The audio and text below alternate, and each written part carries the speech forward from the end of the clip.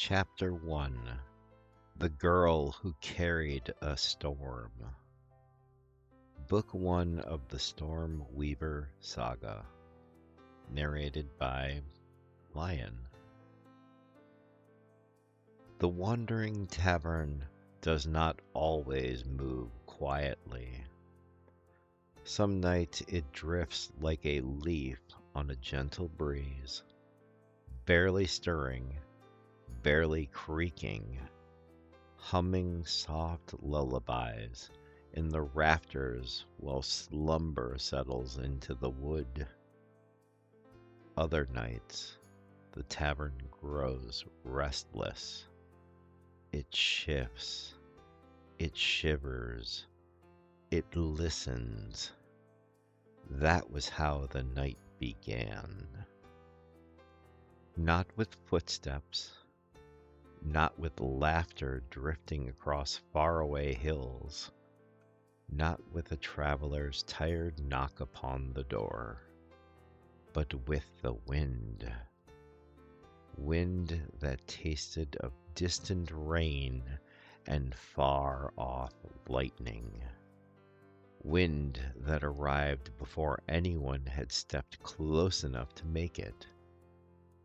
I remember wiping down the bar, letting the warm glow of lantern light soften the room into its usual amber hush. The fire crackled gently in the hearth. Mugs were stacked away. The air smelled of spices and the memory of apples.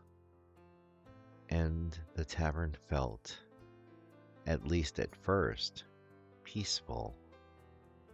Then the rafters trembled, just the slightest shake, like an old house sighing in its sleep.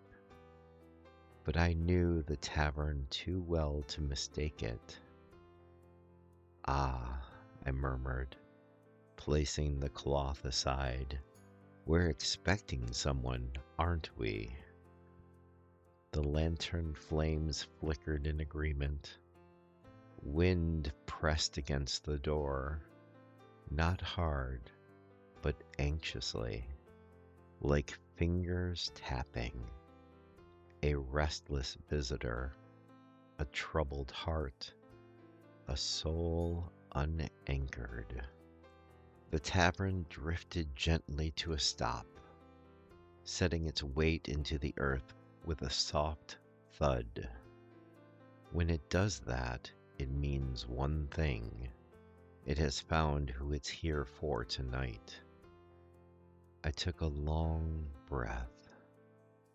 Warm, deep, calm. Then the door burst open, not violently, but with urgency, like the sky itself was trying to squeeze through the doorway. And that was when I saw her. A small figure cloaked in gray-blue fabric that whipped and snapped around her like a living thing. Her boots were soaked. Her hair clung to her cheeks. Her breath came out in white puffs. And behind her, wind curled like loyal wolves guarding their wounded. She stepped inside, and the storm followed. Not a real storm, not one with rain or thunder, but something shaped like fear, like panic, like a pulse too fast for a young body to bear. Her presence made the lanterns dim, as if they bowed respectively before a power that had not yet learned its own name. I straightened behind the bar and spoke in my calmest tone, the one I used for frightened travelers, shaken wanderers, and lost souls stumbling in from the cold. "Easy now," I said. "The winds may rest here." Her eyes, pale as morning frost, met mine, and in them I saw exhaustion, so deep it bordered on collapse. "Is it safe?" she asked quietly. Her voice was a thin ribbon of sound, stretched almost to breaking. "Safe enough," I said, "for anyone who needs it." She hesitated on the threshold, as if crossing fully inside might unleash something she tried desperately to hold back. The wind at her heels twitched, coiled, and then softened. The tavern does that sometimes. Soothe tempests that enter the door. I've never taught it how. Perhaps it simply knows.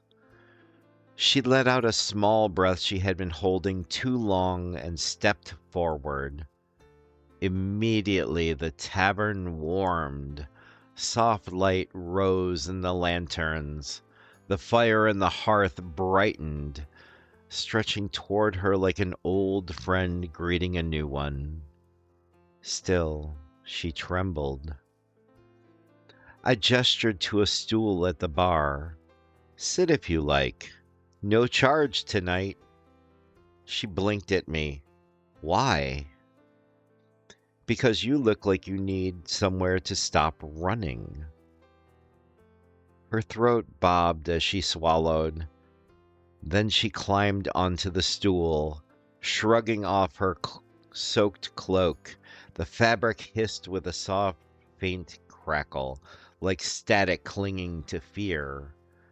A thin arc of harmless lightning jumped from the fabric onto the wooden counter. She flinched violently. "I'm sorry," she whispered. "I didn't mean—" "You're not hurting anything," I said. "The tavern's been struck by worse." She stared at me, searching for mockery, finding none. "You don't understand," she murmured. "It wasn't the storm outside that followed me. It was me." The wind shifted around her feet at the admission, like a creature curling defensively. She looked suddenly younger, too small for the weight she carried. "What's your name?" I asked gently. She hesitated before answering. "Arinya." A beautiful name, one that sounded like rain whispered across the window. "Well, Arinya, you are welcome here." She pressed her fingers into the wood of the counter, and faint sparks twitched between them. Not dangerous, not wild, just frightened. I slid a warm cup of honey tea towards her. The steam curled upward like a soothing hand. She wrapped her hands around the mug and closed her eyes.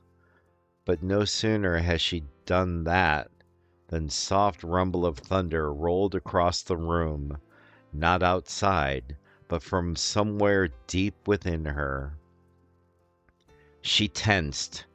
"I can't turn it off, no matter how much I try." "Storms aren't meant to be turned off." Her eyes snapped open, wet and frightened. "You don't understand," she whispered. "I can hurt people." Her voice cracked. I have hurt people." The storm in her chest flickered, stuttered, then surged like a heartbeat trying to break free. I leaned closer, keeping my tone soft but steady. "Arinya," I said, "you are not here to hurt anyone. You're here because the tavern brought you to a place where you can breathe." She shook her head. "That's not how it works for me. When I breathe, the storm breathes too." "Then tonight," I said gently, "we'll teach it to breathe easy together." Her lip trembled, her shoulders sagged, and for the first time that night, I saw the truth. This girl was exhausted, not just physically, but in her soul. She had been fighting her own nature for so long, she no longer knew who she was without fear. I lowered my voice to a soft, rumbling calm. Tell me, how long have you been carrying this storm? Her fingers tightened around the mug. Since I was 10. The lantern Arinya had placed on the wooden floor let out a gentle crackle, its flame dancing slowly as if reluctant to disturb the quiet. The tavern's windows hummed faintly with the wind outside, but the interior remained warm, calm, and listening. Arinya held the storm close to her chest. Do you know, she said softly, that sometimes the hardest part of carrying a storm is remembering that you don't have to hold it all the time? And I nodded, the way a storyteller responds to the truth rather than a question. Arinya exhaled long and quiet. There was a day, she said, when I almost let the storm take me. She settled deeper into the chair, her fingers relaxing bit by bit. It had been 2 years earlier, late autumn. The sky was the color of bruised steel. Arinya had walked alone along the narrow mountain pass that curled through the forest of quiet pines. The trees there did not simply sway, they whispered, branches brushing together like old friends exchanging secrets. She remembered thinking the world looked peaceful and feeling guilty for not matching it. Inside her chest, the storm churned, a tangle of fear she couldn't name, sorrows she hadn't earned, and a fatigue from carrying emotions she didn't understand. The mail pouch at her side thumped with every step, as if the letters themselves had hearts that beat in symphony. And then the wind changed. A wild, spiraling gust swept through the trees, lifting fallen leaves and twisting them into spirals around her feet. It felt like the beginning of storms she had accidentally created with her emotions.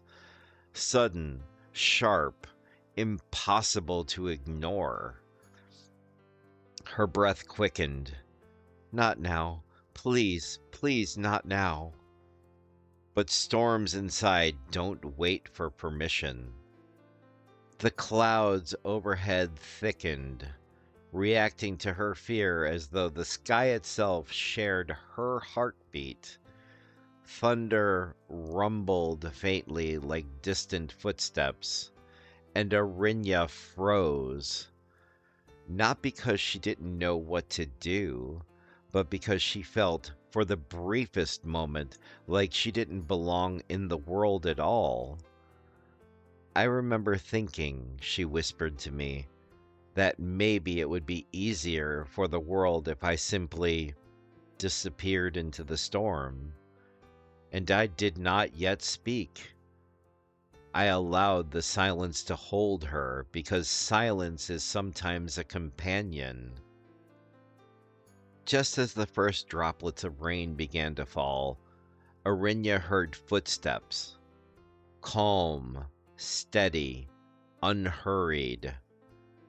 A cloaked traveler approached, carrying nothing but a single wooden staff polished by years of use. His face was hidden beneath the hood, but his presence was peaceful, almost impossibly so. He stopped in front of Arinya, studying her trembling hands, the gathering storm behind her, and the fear in her eyes. Then the stranger lifted his staff and pressed its end gently into the earth. As if obeying an unspoken command, the wind softened. The rain paused. Even the thunder seemed embarrassed for intruding. "Child," the stranger said, voice warm as old sunlight, "this storm is speaking. It is not trying to destroy you. It is trying to be heard." Arinya's breath caught. The stranger took her hand, gently, like he was trying to hold glass, and the storm inside her chest loosened.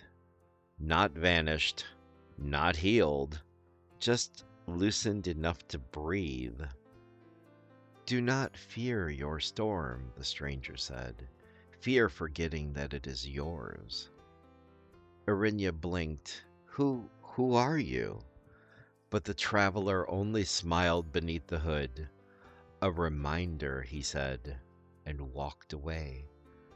The storm calmed, the sky cleared, and Arinya felt for the first time in her life that maybe, just maybe, she could learn to carry the weight of what lived inside of her.